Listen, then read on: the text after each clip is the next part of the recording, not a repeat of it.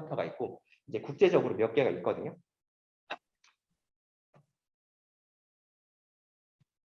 이게 2008년, 2009년 정도에 생겼는데 아마 기억하시는 분들도 계시겠지만 그때쯤에 그 이제 저게 터졌죠.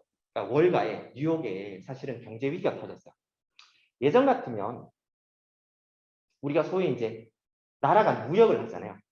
예전에는 가까운 나라랑 무역을 했어요. 그러니까 한국 같은 경우는 우리가 무역 상대국이 사실은 지역적으로 프록시미티가 있는데 많이 무역을 했죠. 왜냐면 멀리 갈 수 없었으니까. 그러면 한국이 힘들면 주변국이 그냥 같이 힘들어지는 거예요. 그러니까 무역의 의존도라고 하는데 근데 사실은 지금 같은 시대는 크게 상관이 없어요. 어떤 것들은 그냥 하루아침에도 미국에 배달도 되고 익스포트 임포트라고 하는 게 그냥 지역적인 게 아니라 지구 반대편에도 사실은 하거든요. 그러다 보니까 야, 어디 하나가 경제가 나빠지면 예전 같으면 그냥 주변국에서 우리가 소위 말하는 프로파게이션 된다고 하죠.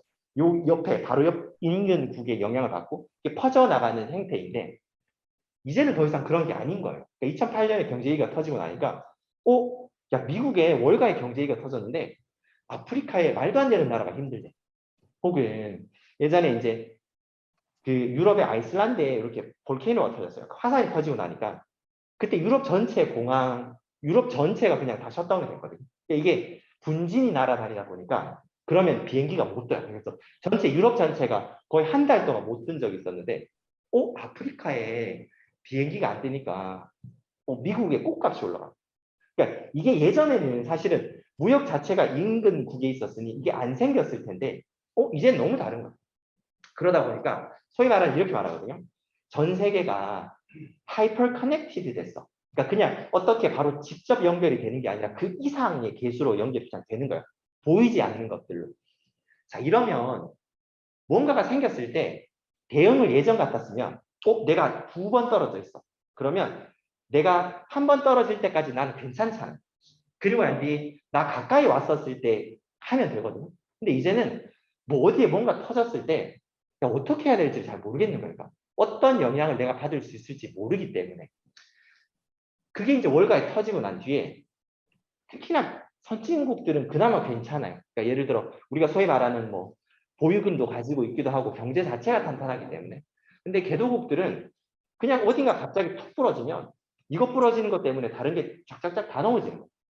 야 이거 정말 나라를 운영하는 관점에서 하기 너무 힘든데 자 그러면 우리가 야 이거 힘들다고 하니까 그럼 그때그때마다 소위 말하는 뭐 대통령이 됐건 총리가 됐건 의사결정을 해야 될 거죠. 야 이거 이렇게 해. 근데 개도국들은 데이터가 잘 없어요. 생각보다. 예를 들어 아프리카 같은 곳들은 개국 이래 그러니까 소위 말하는 인구 충동사를 한 번도 한 적이 없는 나라도 있거든요. 야 뭔가를 결정을 하긴 해야 되겠는데 우리처럼 데이터하는 사람들은 뭔가 깔아놓고 이야기를 해야 되는데 그런 게 하나도 없는 거예요. 야 이거 어떡하냐. 데이터 가지고 있는 애들 좀 다 오라고 해봐. 라고 했었을 때 사실은 데이터를 가지고 있는 쪽이 여기 적혀져 있는 사기업이에요. 사기업들은 자기들 사업을 해요. 아무리 못 사는 나라에도 통신사들은 다 있어요. 요즘 같아서는 아무리 못 사는 나라에도 대략 한 가구에 핸드폰 하나 정도는 다 있습니다. 그러면 누군가는 구매를 하고 누군가는 결제를 하잖아요. 이 사람들이 얼마나 힘들지 알아요. 이게 선불폰 혹은 후불폰 개념이더라도 내가 매달 3만 원씩 충전하다가 이번 달에 10,000원 충전하면 뭔가가 이유가 있는 거예요. 이쪽 지역에 이 사람들이 평균적으로 적금이 통장에 한 20만 원 정도는 있었는데 갑자기 지난달부터 이게 확 줄어들면 이유가 있는 거예요. 뭐 그쪽 공장이 갑자기 문을 닫아서 실직사가 대량으로 생겨서 사실 힘들거든요. 자, 그래서 리얼타임 이야기가 나오는 거거든요. 자, 우리가 공기업 쪽에는 혹은 이제 우리나라 통계청만 해도 사실은 인구 총조사를 10년에 한 번씩 합니다. 전 세계 인구 총조사를 가장 자주 하는 나라가 호주랑 미국 정도인데 여기도 5년에 한 거예요. 자, 5년이면 얼마나 세상이 많이 변했겠어요. 그죠? 그러니까 총조사라고 하는 거는 5년에 한 번씩밖에 할 수 없는 이유는 크게 2가지예요. 하나는 돈이 너무 많이 들어요. 이게 결국은 다 가가오 여전히 하는 데도 많고요. 물론 요즘 타블렛으로 하기는 하는데 여전히 돈이 많이 들어요. 두 번째는 데이터를 컬렉션해도 이거를 추려서 결과를 내는 데까지 사실은 또 오래 걸려요. 그러니까 그냥 다 힘든 거예요. 5년보다 더 빨라지기가 힘들어요. 근데 이거 다른 데 데이터를 가지고 있는 사람들을 이렇게 모으면 5년에 한 번 하던 건 하는데 물어보는 거야. 너 슈퍼마켓 체인이잖아. 요즘 경기 어때? 통신사 요즘 사람들 살림살이 괜찮아? 이렇게 물어보면 야 이게 어쩌면 정확도 면에서는 다를 수도 있고 사실은 뭐 이건 이제 통계청에서 그렇게 공식적으로 이야기를 하진 않지만 어떤 곳들은 통계청 자료보다 사기업 자료가 더 나아요. 예를 들어 어떤 뭐 파푸아 뉴기니 같은 곳은 대략 디지셀이라고 하는 통신사가 마켓시어가 한 85%에서 90% 정도 되거든요. 근데 여기서는 국가 통계는 그렇고 사실은 사람들이 안 해요. 여기서 국민청조사 자기가 직접 해보신 거예요. 전 세계적으로 응답률이 25%가 안 돼요.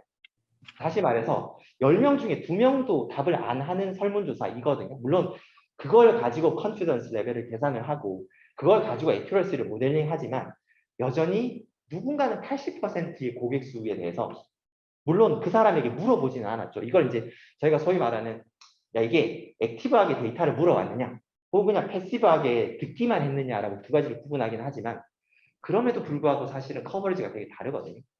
자 리얼타임이 그런 이야기예요. 그래서 이제 야 사기업 데이터를 봤더니 생각보다 많이 알 수 있는데 라는 것 때문에 이제 반기문 사무총장이 이 조직을 만들었어요. 그리고는 뭘 했냐면 제가 이제 인도네시아에 있을 때 했던 이야기들인데 트위터를 열심히 모았어요. 인도네시아 분들이 트위터를 정말 많이 씁니다. 예전 같은 10년 전만 해도 자카르타 시민이 전 세계에서 트위터를 제일 많이 썼어요. 1일 트윗 양이 제일 많았고 자카르타 포함 인도네시아가 사진 포스팅하는 숫자가 전 세계 1위였어요. 너무 많이 쓰는 곳인데 야 그러면 사람들이 뭐 채팅을 트위터에서 하기도 하지만 근데 이런저런 이야기를 다 해요. 그 중에 저희가 이제 주목했던 게 뭐냐면 나 이번에 슈퍼마켓 갔더니 양파가 너무 많이 올랐어. 아니면 나 이번에 시장 갔더니 소의 가격이 너무 올랐던데.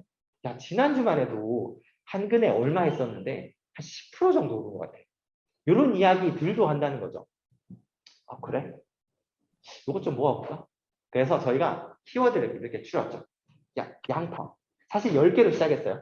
10개, 20개로 시작했어요. 20개로 시작했다가 그 중에 10개 정도는 사람들이 이야기를 하는 것이기 때문에 데이터를 모았고 그 중에 5개 정도는 너무 사실 숫자가 적어서 뺐어요.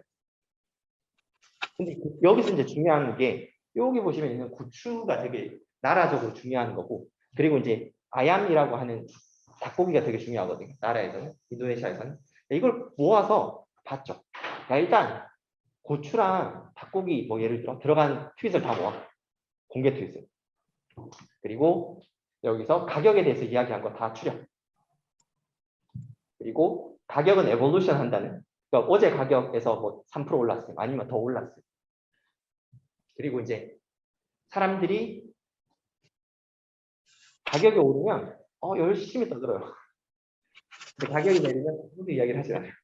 그래서 사람들이 가격이 오르면 더 많이 떠드는구나. 오케이. 가격이 더 많은 거에 가중질도 이렇게 했죠. 근데 가격이 아무도 떠들지 않으면 가격이 똑같거나 가격이 내릴 수도 있는 거거든요. 얘는 좀 에이징 시켜. 이런 것도 다 녹였어요. 오케이. 그래서 야 가격은 어제 가격에서 오늘 가격이 증분인데 사람들이 떠든 것만큼 뭐 여기 사실 예외 케이스 막 있어요. 근데 그랬더니 생각 외로 사람들이 가격에 대해서 떠드는 게 트위터에 막 나와요. 이게 소고기인데 나머지 것들을 봐도 닭고기를 봐도 양파를 봐도 사실은 고추를 봐도 그리고 이제 여기에다 저희가 뭘 막 더 넣었거든요. 처음에는 트윗만 하다가 나중에는 사람들이 뭐 트윗에서만 이야기하겠어? 야 뉴스도 검색해. 뉴스도 때려놓고 그리고 이제 뭐 우리가 가격이 아까 말씀드렸죠. 오전에 한 번씩 센서스를 한다. 사실은 통계청이나 뭐 아니면 기재국에서도 가끔씩 조사하거든요. 야 그것도 브릿지로 넣어. 넣었더니 점점 이렇게 막 올라가요. 그러니까 이런 게 뭐냐면 내가 어떤 좌표 값을 정확히 알 수 있느냐? 그거 잘 모를 수도 있어요. 근데 내가 어떤 트렌드를 거의 즉시적으로 알 수 있느냐? 그거는 가능할 수도 있어요. 그러니까 이런 이야기에서 사실 리얼타임인 거죠. 근데 정말 이런 뭐랄까 국가다 아니면 의사결정이 필요한 게 막 이렇게 막 모델링이 필요한 거냐? 사실은 꼭 그렇지만은 않거든요. 아마 최근에 이제 그러니까 코로나 터졌을 때도 사람들이 이것저것 많이 했죠. 예를 들어 뭐 마스크 파는 곳에 애플리케이션을 만들어서 혹은 실시간으로 코로나가 몇 명이 증가하는지를 내가 SMS를 파가지고 파싱해서 넣는다. 이게 그냥 우리가 소위 말하는 쟁이들이 보면 뭐 기술적으로 그게 어려운 게 아니잖아요. 사실은 그냥 내가 생각만 잘하면 할 수 있는 부분들일 수 있거든요. 물론 실행에 옮기는 것도 분명히 큰 용기이지만 이게 기술적으로 진짜 힘들어야 하는 부분인가라고 생각을 해보면 그게 아니라 이게 이제 결국은 저희가 한 2, 3년 전에 인도네시아에서 어떤 것들을 모은 것들인데 말씀드리려고 하는 포인트는 정말 많이 필요한 부분들은 정말 고급의 어쩌면 데이터일 수도 있고요. 있으면 더 좋죠. 근데 사실은 비어있는 부분은 현재 존재를 하는 데이터를 어떤 사람들이 소비 혹은 소화 가능하게 제공하는 게 되게 힘든 부분이에요. 이게 이제 사실은 제가 여기 이렇게 쭉 올려놓은 부분들 있죠. 이야기에 되게 많은 부분들은 결국은 사람이다라는 이야기를 할 거예요. 선제적으로 말씀드릴게요. 그러니까 저는 데이터라는 사람이고 뭐 데이터 분석에서 박사도 받아봤고 뭐 이렇게 막 여전히 이렇게 살고 있지만 결국 돌고 돌아서 항상 문제가 되는 부분들 혹은 내가 어려웠을 때 답을 찾아본 부분들은 다시 우리가 소위 말하는 뭐 르네상스 이야기를 한 건 아니지만 결국은 사람이었어요. 그러니까 인본주의가 항상 중요한 것 같다는 이야기를 사실은 계속 할 거예요. 그래서 내가 데이터를 가지고 있는데 누군가는 야 데이터 사이언스를 해. 누가 데이터 모델링을 하고 AI를 해. 근데 아마 많이들 지금도 어쩌면 지금도 깨닫고 계시는 부분들일 수도 있는데 정말 두 가지 필요한 거는 내가 이 데이터를 결국 필요한 사람이 뭐가 필요한지를 잘 캐치하는 게 너무나 중요하고요. 그리고 이제 두 번째는 계속 파고드는 거예요. 그러니까 결국은 이게 처음에 이제 시작할 때 피상적으로 보면 금방금방 할 수 있을 것 같거든요. 근데 다들 데이터 클렌징하고 내가 모델링하고 쪼개서 보면 내가 그때부터는 또 가정을 들어가고 또다시 누군가의 인풋을 가지고 계속 돌리잖아요. 우리가 소위 말하는 아이터레이션을 돌리는 것들이 이게 진짜 어떻게 보면 굉장히 중요한 부분이고 이게 타임 컨슈밍한 거고 이게 결국은 우리가 데이터가 필요한 분들 혹은 데이터를 사용할 분들에게 서빙하는 방법일 거거든요. 그래서 그게 이제 어떻게 보면 리얼타임에서 드리려고 했던 이야기고 자 그러면 여기서 이제 어떤 이야기로 넘어가 볼까 하냐면 이렇게 굉장히 패시브하게 모은 데이터는 리얼타임에서 마크로한 거시적인 걸 보기는 되게 좋아요. 그러니까 예를 들어 아까 말씀드린 것처럼 야 요즘 살림살이가 어때? 야 거기는 요즘 뭔가 좀 지수가 소위 말하는 속된 말로 빠그라지는 것 같은데 어? 근데 왜가 없는 거예요. 그러니까 우리가 결국은 거시적인 관점에서 계속 데이터를 보거나 아니면 숫자를 열심히 보잖아요. 그러니까 우리가 소위 말하는 숫자만 계속 보다 보면 저는 이제 그 이야기 가끔씩 하는데 이게 총론을 잊어버리고 계속 강론으로 들어가요. 계속 데이터만 보고 더 쪼개서 보고 더 쪼개서 보고 더 썰어서 보다 보면 우리가 애초에 보고자 했던 건 잊어버리고 결국은 그 데이터 안에 왜라고 하는 무릎에 대한 답이 있을 수도 있어요. 근데 거기에 대한 정답은 어디 있냐면 원래 사람들한테 있어요. 사실은 내가 데이터를 막 쪼개서 봐요. 근데 아 이게 왜 그렇지? 데이터 통해서 볼 수 있지 않을까? 근데 어쩌면 그냥 가서 왜 그러셨어요? 라고 물어보면 되는 경우가 있어요. 이게 희한하게 데이터를 하시는 분들 그리고 이제 뭐 인공지능 하시는 분들까지 포함을 시킨다고 하더라도 엔지니어들이 굉장히 많이 자주 빠지는 오류인 것 같기도 한데 열심히 거기 안에 함몰된 채로 다른 방법이 있거든요. 그냥 뭔가를 하기 위해서 하는 일들을 하신 경험들이 있으신 분 네. 많이 저는 했어요. 저는 진짜 했고 야 이거는 그냥 내가 그냥 매뉴얼하게 하면 금방 할 텐데 아 괜히 나 자존심 와 있고 코딩해야 될 것 같으니까 내가 그냥 매뉴얼하게 할 거면 30분에 할 걸 2시간째 코딩하고 있는 거야. 막 해. 근데 또 디버깅도 해야 돼. 막 해.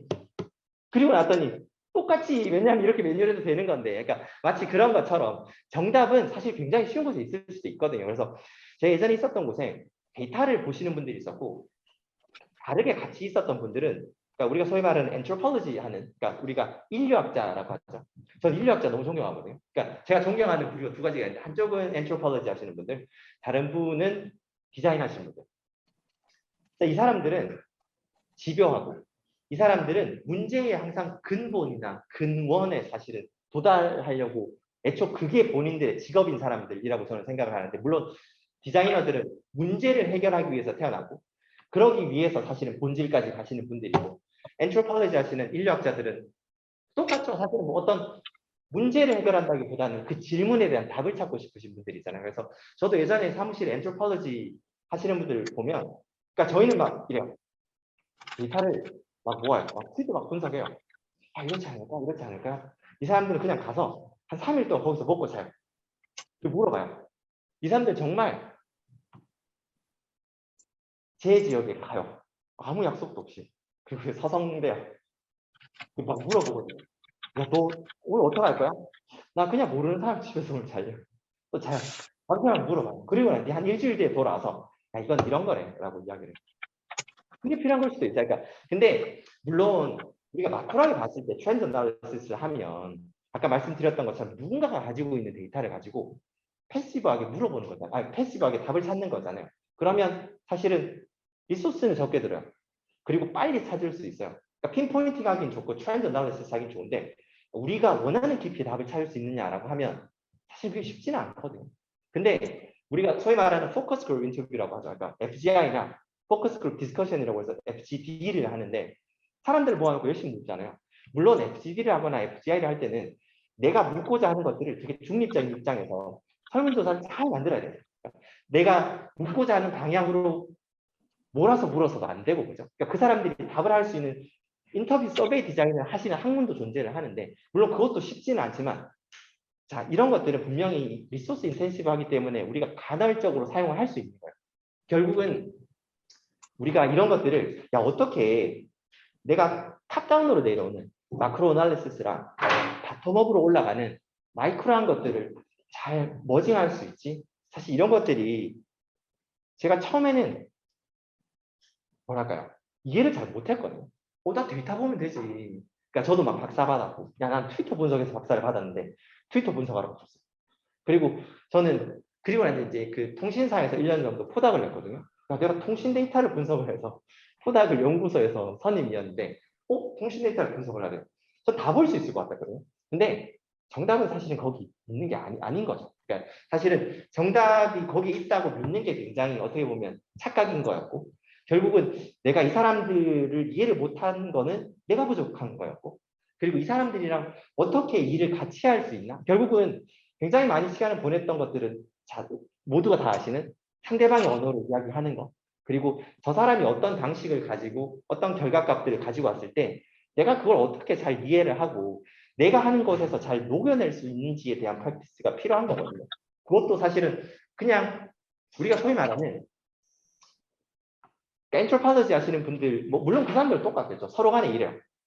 막 이야기를 하기 시작을 하면 다들 그냥 앉아서 빼따하게 들으면 다 아는 이야기인데, 그래 뭐 나도 내 데이터에서도 그거는 다 보이는데 이러거든요. 근데 이게 결국은 그 두 쪽이 만나지 않으면 사실은 시너지가 안 나요. 그냥 서로 너 어느 만큼 가지고 왔는지 보자. 나는 이거만큼 분석을 했는데 자기 입장에서만 보면 하나도 진도가 안 나간 채로 그냥 나도 내 데이터에서 다 보이는 건데 뻘짓했구나 밖에 안 보이거든요. 그런 것들이 뭐냐면 이제 저희가 아까 말씀드렸던 것처럼 저희 이제 엔트로폴로지하고 에트노그래피 하시는 분들이 진짜 현장에 가요. 여기는 정말 산에 가 있던 것들이고, 두 번째는 뭐냐면 그 뭐라 그러지? 머터널 모탈리티라고 해서 그 임신을 하고 출산 시의 사망률이거든요. 그러니까 이게 사망을 한다라고 하는 게 데이터가 부족해서 그런 게 아니에요. 그냥 사람들이 잘 몰라서 그래요. 그러니까 이게 결국은 답은 다 현장에 있어요. 교육도 그렇고요. 야, 소상공인들이 왜 이렇게밖에 일을 못해? 이것도 다 현장에 답이 있어요. 익스포트, 임포트 이런 것들도 다 현장에 답이 있는 거고. 그러니까 이렇게 나온 것들을 가지고 결국은 하는 것들이 되게 중요한 거고요. 자, 그러면 내가 단일 데이터를 가지고 분석을 해요. 그리고 그 단일 데이터를 가지고 데이터에서 분석을 볼 수 있는 탑다운으로 내려오는 거랑 바텀업에서 올라와 있는 걸 또 잘 머신해요. 나 분석 레포트 기깔나게 만들었는데 자기가 한번 해봤죠. 컨설팅 회사에서 많이 하죠. 근데 이거를 어떻게 계속 하지? 이걸 누군가는 계속 시스템으로 계속 할 수 있지 않을까? 그냥 당연히 그렇게 보시잖아요. 우리가 explanatory analysis, 내가 뭔가 좀 인사이트를 찾았어. 야, 모델을 잘 만들어야지. 모델을 만들었어. 그리고 나면 다들 야, 이거 시스템화 시켜야지 하시잖아요. 자, 시스템을 하는데 어떤 이야기 들으려고 하냐면 인도네시아 산불이 되게 많아요. 산불은 자연재해도 있고 인재도 되게 많거든요. 사람들이 이제 자꾸 버닝을 해요. 자꾸 태워서. 산불 난 사진이 계속 떠요. 인스타그램에. 여기 산불 났는데. 산불을 알 수 있는 여러 가지 방법이 있는데 기본적으로 인공위성 사진을 분석을 하면 거기에 이제 템퍼러처 가지고 열 값으로 되기는 해요. 그러니까 저희가 이제 보통 핫스팟이라고 부르는데 핫스팟들을 매핑을 하면 대략적으로 어디에 화재가 났고 이게 어떻게 번지는지는 알거든요. 근데 이제 그게 좀 단점이 있어. 인공위성 데이터가 굉장히 잘 나올 것 같지만 구름이 끼는 사람들. 그리고 이게 산불에 준하는 반짝거렸다. 뭐 이렇게 어떤 그런 영향들이 있으면 그걸 또 알아내기가 쉽지는 않아요. 자, 이런 거가 있었지만 여전히 사실 바텀업으로 사람들 막 사진을 찍어 올리거든요. 야, 불이 났어. 불이 너무 나서 앞이 보이지 않아. 막 올린단 말이에요. 특히나 이쪽 같은 경우는 매년 불이 나요. 왜냐면 사람들이 매년 태우기 때문이죠. 자, 이걸 가지고 산불이 났다는 사진도 알았고 사람들이 올린다는 것도 저희가 막 이렇게 단수적으로 분석을 때 봤어요. 이거 누군가 좀 모니터링을 했으면 좋겠는데 라고 만든 게 사실은 어떤 저희가 소위 말하는 시스템이었죠. 야, 뭔가 우리가 트위터랑 인스타그램이랑 유튜브랑 뭔가를 다 모아. 관련된 자료를 다 모아. 싹 다 모아서 이걸 가지고 다른 거랑 매핑하면 좋지 않을까? 그러니까 트래디셔널 데이터라고 아까 했던 요게 핫스팟들이 그러니까 인공위성 지도 데이터에서 저희가 다 추려내는 것들. 그리고 여기에다가 모든 것들 막 레이아웃 멀티로 올렸어요. 야, 사람들이 떠드는 것도 올려. 사진 찍은 것도 올려. 유튜브도 올리고. 사람들이 커뮤니티 라디오에서 막 이야기하는 거 올려 막 다 올렸죠. 그래서 이제 앱 한번 만들어 봤죠. 근데 이게 또 힘든 게 있어요. 이건 뭐 제가 태풍 가지고도 만들어 본 건데. 자, 뭐냐면 한 번은 시스템을 만들 수가 있는데 이 시스템이 계속 되기가 힘들어요. 이게 뭐냐면 예전에 이제 구글 플루 같은데 그런 거 나왔죠. 그러니까 구글 플루에서 어떤 특정 키워드 가지고 사람들이 심텀에 대한 걸 되게 열심히 찾아요. 그랬더니 야, CDC라고 하는 뭐죠? 뭐 Center of Disease 뭐 CDC 그러니까 질병관리국에서 본 플루랑 되게 잘 맞아요. 야, 이거 대박이다. 구글 서치의 트렌딩을 봤더니 야, 열심히 모델링을 했더니 너무 잘 맞는데. 근데 왜 2년쯤 뒤에 망했을까요? 사람들이 찾는 패턴을 바꿔요. 이게 결국은 모델이 어답션을 안 하면 우리가 소위 말하는 인공지능에서는 컨텍스트가 시프트 한다고 말하죠. 상황이 바뀐 거예요. 사람이 바뀌었는데 시스템만 그냥 멀쩡히 있으면 뭐 안 되죠. 우리가 그래서 사실은 이제 시프팅 된 사실 그 컨셉 시프팅 된 것만큼 다시 리트레이닝을 하죠. 근데 이게 되는 한계가 있고 또 어떤 부분에서는 또 안 되는 부분이 생겨요. 자, 그랬을 때 뭐가 필요하냐면 우리가 소위 말하는 아티피셜 인텔리전트라고 부르고 아니면 이제 뭐 되게 사람들마다 되게 다르게 불러요. 소셜 머신이라는 건 저기 영국에서 많이 쓰는 말이고 소셜 피직스라는 건 MIT에서 많이 쓰는 말이고 이제 시티즌 사이언스는 얼반 플래닝 하시는 분들 많이 쓰고 아니면 저희가 그냥 뭐 크라우드 소싱 이렇게 일반인들이 많이 쓰죠. 그러니까 되게 다르게 부르긴 하는데 결국은 사람을 갈아 넣어 이거는. 사람들 시켜. 뭔가 사람들이 뭔가 행위가 바뀌었으면 왜 딴 데 가서 찾고 있지? 사람들한테 어떻게 바뀌는지 물어보면 되지. 그게 사실은 이게 소셜 머신이고 사실 소셜 피직스예요. 저희가 예전에 이런 것들 모니터링 할 때 뭘 썼냐면 키워드를 썼어요. 아까 말씀드렸던 인스타그램, 뭐 유튜브, 트위터 다 모을 때 키워드를 진짜 한 수십만 개를 썼어요. 처음에는 이제 작게 시작했죠. 야, 산불이 뭐야, 산불이. 키워드 하나부터 시작했죠. 그래서 막 확장을 했어요. 키워드, 뭐 산불, 불, 산에서 난 불, 막 열심히 했는데 이게 우리가 결국은 이렇게 파퓰레이팅 할 수 있는 게 한계가 있는 거잖아요. 열심히 하다가 못하겠는 거예요. 근데 인도네시아만 해도 언어를 너무 많이 써요. 그러니까 300개 정도 쓰거든요. 인도네시아는 되게 많은 나라들이 합쳐져서 만든 나라입니다. 그래서 사실은 되게 그런 특성이 있는데 제가 사실은 그 유엔에 그 오피스 갈 때도 들었던 질문 중에 하나가 그거였거든요. 야, 너는 인도네시아 말도 할 줄 모르는데 인도네시아에는 이렇게 많은 언어가 있는데 너 어떻게 할 거야? 그러니까 그 소위 말하는 우리가 바하사 인도네시아라고 하는 게 이제 그 언어이고 뭐 자바니즈, 순다니즈 지역별로 다 있거든요. 야, 어떡하지? 사람한테 물어봐야겠다 했어요. 그래서 저희가 무슨 게임을 하나 만들었냐면 아, 번역하는 게임을 만들까? 라고 만든 게 요거였어요. 그냥 물어보면 되지. 저희가 뭘 했냐면 이거 웹으로 된 게임인데 딱 4개의 화면밖에 없어요. 첫 번째는 번역해 주세요. 두 번째는 남이 번역한 거를 평가해 주세요. 세 번째는 이걸 이렇게 바꿨는데 여기에 해당되는 동의어를 써주세요. 네 번째는 이걸 어떤 기준에서 분류해 주셔야 네 가지거든요. 아까 제가 그 이야기 들었잖아요. 인도네시아에 트윗을 너무 많이 해. 그게 이제 사실 여러 가지 학설이 있는데 학설이라고 하기는 그냥 가설이 있는데 교통체증이 너무 심하거든요. 그래서 사람들이 그냥 버스에서 앉아서 트위터를 한다 이렇게 이제 보는 게 학설이자 가설이자 정설인데 이거를 했더니 너무 많이 했어요. 진짜. 우리 한 30일 했는데 100만 건 통과했거든요. 이거만 하고 있는 거야. 야, 막 번역해. 근데 사람들이 또 되게 웃긴 게 여기서 보면 뭐가 제일 쉬운 것 같아요? 네? 몇 번째요? 두 번째. 두 번째 제일 쉬워요. 사람들이 딴 거 다 스킵해요. 동의어적으로 막 스킵하고 열심히 이거만 하고 있어요. 그래서 저희가 막 중간에 막 포인트도 막 바꾸고 이랬거든요. 그러니까 그때 이거만 너무 하니까 이게 뭐 쌓여야지. 이게 평가 의미가 있는 건데 이미 이거 충분히 검증된 건데 이걸 자꾸 안 하는 거야. 그래서 이건 나중에 맞고 여기는 막 포인트 막 열심히 주고 그러니까 포인트 쌓아서 사실은 저희가 그 핸드폰 충전해 드렸거든요. 그래서 막 그때 기준으로 하루에 2~3시간 하면 젊은 친구들이 한 달 하면 뭐 통신비 두어 달을 낼 정도는 줬어요. 그래서 그렇게 했더니 사실은 색가게로 굉장히 많이 했고 그냥 이걸 막 업으로 하는 친구들 그러니까 진짜 우리가 대충 각이 나오잖아요. 얘가 진짜 하루에 이걸 하려면 이게 화면이 넘어가는 시간이 있는데 계산해 보면 얘는 막 하루에 10시간씩 하는 거야. 뭐지 얘? 불렀어. 사무실에 불러가지고 제가 2명을 불렀거든요. 한 명은 캄보디아에서 부르고 한 명은 태국에서 불렀어. 왜? 이거 10개국에서. 왜 하냐? 너 도대체 왜 하냐라고 했더니 되게 재밌는 포인트인데 내가 이거 해서 사실은 뭐 용돈 벌고 뭐 핸드폰 요금 내는 것도 좋은데 좋은 일 하는 것 같아서 이게 되게 사실은 여기서만 말씀을 드리는 게 아니라 제가 다른 곳에서도 비슷한 경우를 많이 봤거든요. 우리가 뭐 해달라고 하면 사람들이 돈을 안 줘도 열심히 하는 사람도 있어요. 그게 내가 사회에 도움이 되네. 혹은 내가 좋은 일을 하네라고 하는 게 굉장히 큰 모티베이션이 되고 여기서 꼭 중요한 게 있는데 내가 좋은 일을 하잖아요. 근데 사람들이 이게 뭐랄까요?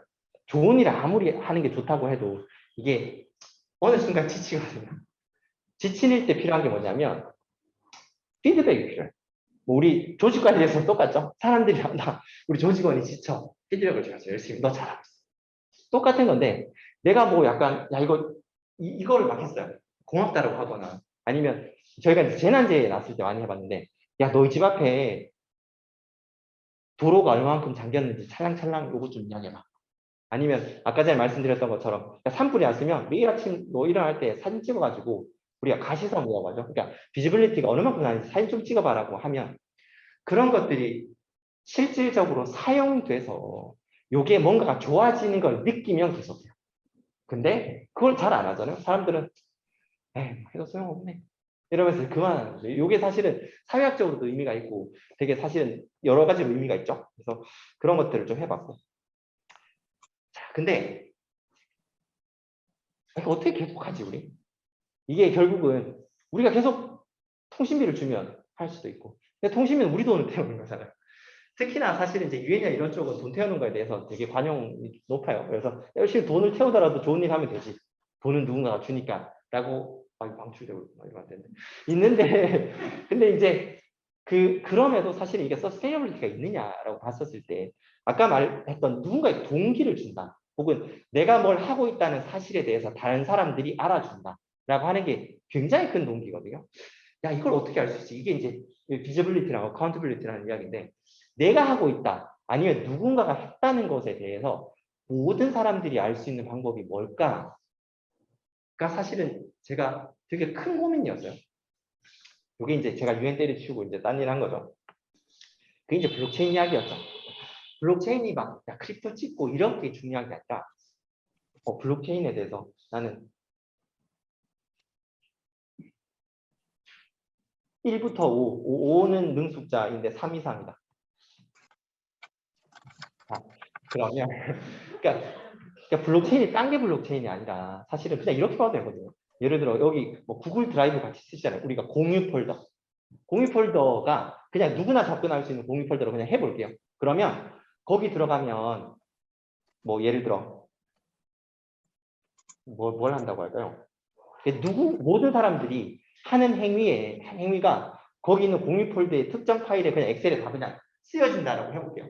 그러면 그냥 자동으로 쓰여지고, 그리고 소위 말하는 블록체인은 자동으로 쓰여지는데 중간값이 변할 수 없음이거든요. 그러니까 내가 지금 1열부터 100열까지 있었고, 내가 뭘 했으면 차례가 101이니까 101에 적는 건데, 내가 59번 내가 한 건데 저 바꿀까?를 할 수가 없음이 블록체인이에요. 그냥 간단하게는. 그게 이제 원리적으로는 항상 그 다음에 들어가는 줄은 그 전 줄의 요약본을 가지고 있어요.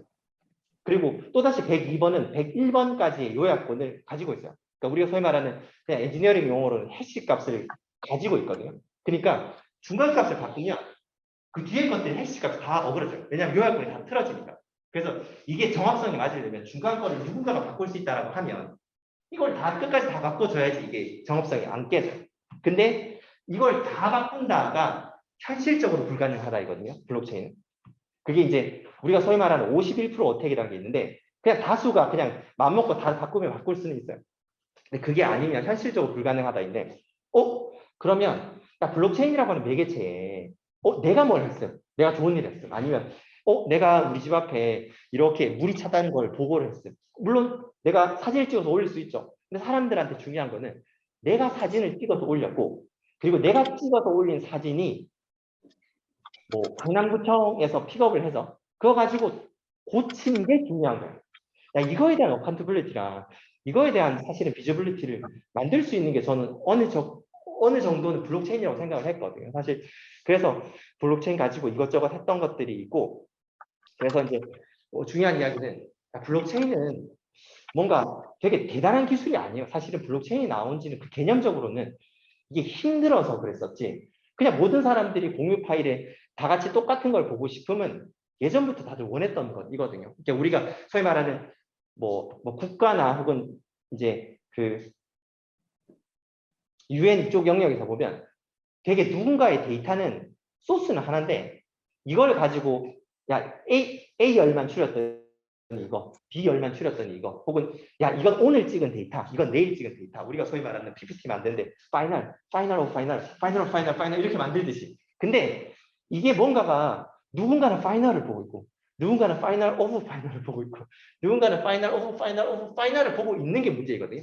세상에 정말 많은 문제들이 동일하지 않은 데이터를 가지고 어떤 의사결정을 하고 행위를 하기 때문에 생기는 것들이 너무 많아요. 그러니까 그런 것들을 우리가 잘 해줄 수 있는 게 기저에서 모든 사람들이 다 똑같은 데이터를 보고 있고 내가 하고 있는 것들이 제가 했구나, 혹은 누군가가 했으면 안 하면 되는 건데 사실 그런 것들에 대한 코디네이션이 되게 힘든 거거든요. 그런 걸 좀 하면 좋겠다. 그러니까 사실은 제가 뭐 그라운드엑스 때 많이 좀 했던 것들이고, 자 근데 여기 이제 마지막에 끝까지 가고 있는데, 근데 그게 충분한가? 예요.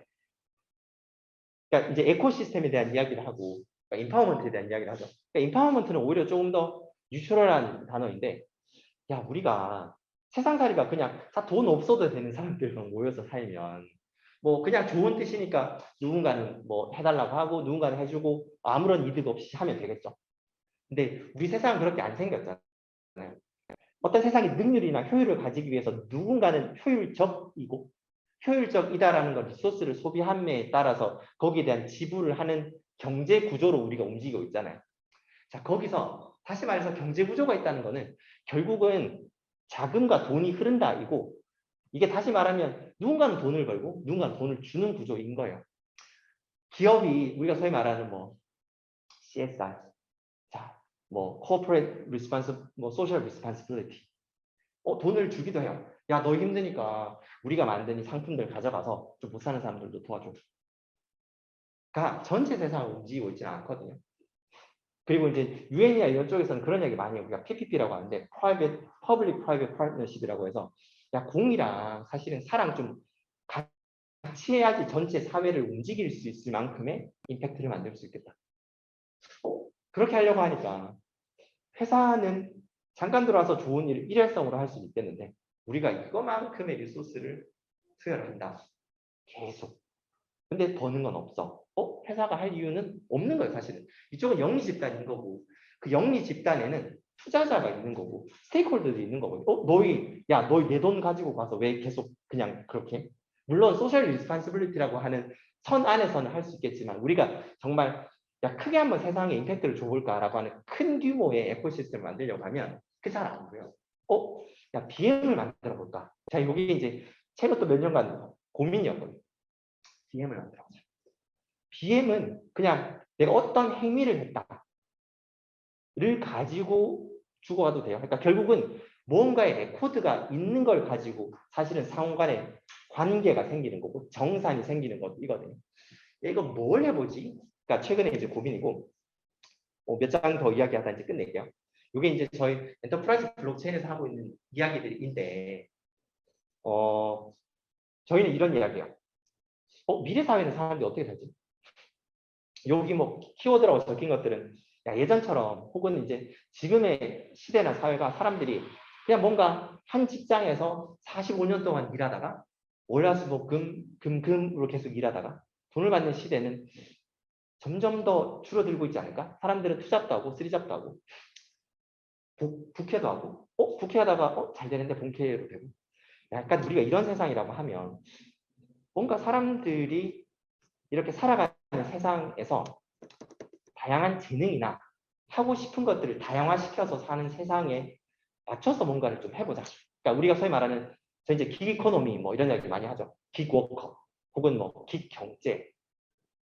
물론 긱 경제에서는 한쪽에서는 우리가 소위 말하는 배달 드라이버 혹은 뭐 이제 일용직 혹은 레이버 인텐시브라고 저는 표현하는데 그렇게 사시는 분들도 계시고 다른 한쪽에서는 난 예술가인데 근데 사실 제가 이제 예전에 소카에 있었지만 소카에서 기본커를 하시는 차 배달을 하시는 분들 중에 생각보다 예술하시는 분들 많으세요.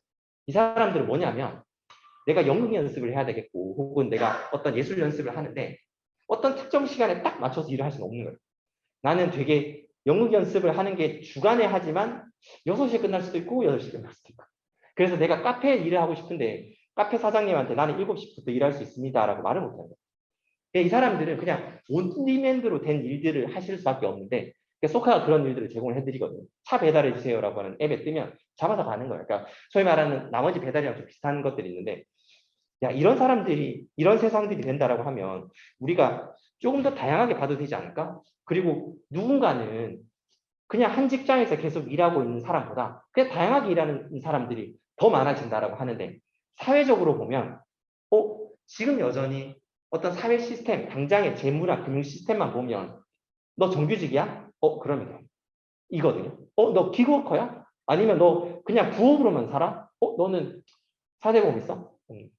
안 되는 거잖아요. 그러니까 지금의 금융 시스템은 그래요. 그러니까 이것도 결국은 효율의 잣대에서 보는 건데 효율이랑 어떻게 보면 리스크 매니지먼트 하니까 위 관리 측면에서 보는 거죠. 왜냐하면 누군가가 멀쩡한 카카오 네이버에서 일하면 연봉 어느 정도인 줄 알고 이 사람들은 판교에서 이렇게 돌다가 강남에 와도 연봉 밴드 이렇게 올라가겠지. 대충 아는 거예요. 근데 우리가 소위 말하는 부업으로 사는 사람들, 알바로 사는 사람들은 야, 이 사람들은 돈 얼마나 버는 건지 이 사람들이 실질적으로 업무에서의 리스크는 얼마나 되는 건지 갑자기 돈이 들어갈 일이 얼마나 있는 건지에 대한 정보가 아예 없거든요. 데이터 관점에서 보고. 자 그러면 이것들을 할 수 있는 걸 좀 뭘 해볼까? 이 사람들은 데이터가 없어서도 힘들고 이 사람은 금융이랑 연결되지 않아서도 힘들고 그리고 이제 소위 말하는 지금 있는 부업이 어쩌면 5년 전에는 없었을 수도 있어요. 그러니까 지금 예를 들어 야 애완동물 나는 산책시켜서 저 이제 앱에 보니까 한 4, 5만 원 정도 받으시는 분들 시간당으로 있으신데, 근데 이 사람들 10년 전에 그 일을 하고 있었나? 없었을 거란 말이에요. 그러니까 이런 것처럼 우리가 알바나 부업 혹은 부캐로 살아가는 사람들이 지금의 모양새가 3년 전에는 없었고 지금 있는 것들이 3년 뒤에는 없을 수도 있어요. 그러니까 이런 것들을 어떻게 좀 잘 담아갈 수 있지를 고민하는 회사요. 그래서 뭐 이거는 다 필요 없는 거고, 요 마지막으로 하나 드리면, 혹시 이더리움 아시는 분? 한번. 자, 요건 필요 없어요. 그러면 네. 근데 이게 있어요. 이제 이더리움에 이제 이더리움 파운데이션이 있고요. 비탈릭이라는 그 아저씨가 있습니다. 비탈릭이라는 아저씨가 최근에 지난달에 그런 이야기를 했어요. 사람마다 뭔가 각자를 표현할 수 있는 이력서를 만들어 보자. 그러면 그 사람의 교육 수준일 수도 있고, 그 사람이 어떤 수업을 듣거나 자격일 수도 있고, 이 사람이 가지고 있는 재능일 수도 있고, 일한 경력일 수도 있고, 등등을 다 담아보면 우리가 이거 가지고 되게 많은 거 할 수 있지 않을까? 왜냐하면 내가 그거 가지고 돈을 빌려줄 수도 있고, 아니면 그냥 모르는 사람이지만 내가 나 이번 주에 그냥 한번 재즈 공연 해볼까 하는데 나는 뭐 할 수 있지만 주변에 아는 사람 있으면 같이 모아서 같이 그냥 공연할 수도 있고, 이런 식으로 사회가 우리가 소위 말하는 점조직화되는 커뮤니티화되고, 이게 이제 우리가 소위 말하는 웹3나 블록체인에서는 DAO라고 해요. 그러니까 Decentralized Autonomous Organization이라고 해서 그냥 자치적으로 조직되었다가 언제든 사라질 수 있는 조직의 형태를 DAO라고 부르는데, 근데 DAO를 만들기 위해서 내가 누군가를 신뢰할 수 있고 뭐 누군가를 잘 찾을 수 있는 근거를 각자가 가지고 있는 이력서라고 해볼까라고 하는 게 사실은 요거예요. 요건데 사실 비탈릭이 지난달에 이야기를 했고 저희가 요거를 1년째 하고 있습니다. 네, 그래서 그 이야기를 드리려고 했고요.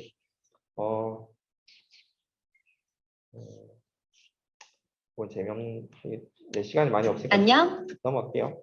그래서 이제 요거 진짜 마지막 슬라이드인데 뭐냐면, 그러니까 저는 뭐 유엔에 있었고, 그리고 사실은 계속 이런 일들을 할 거예요. 그러니까 아까 말씀드렸던 것처럼 이렇게 우리가 소위 말하는 시대가 이렇게 변해가고 있고, 그리고 저희가 이제 아까 처음에 그런 이야기 들었죠. 동남아 시장이 저희가 할 거예요. 동남아 시장 저는 이제 인도네시아 5년 살았고 나머지 뭐 베트남, 캄보디아, 뭐 태국 이렇게 이제 많이들 다니고 막 했지만 거기서는 훨씬 더 우리나라보다 일용직 혹은 사실은 이제 부업으로 사시는 분들, 그리고 이제 아까 말씀드렸던 레이버 인텐시브하게 직업을 가지고 사시는 분들이 우리나라보다 훨씬 많아요. 거기는 동남아 인구가 7억 좀 안 되거든요. 근데 거기는 그냥 대충의 숫자라도 60%는 그냥 그렇게 산다고 이야기를 해요.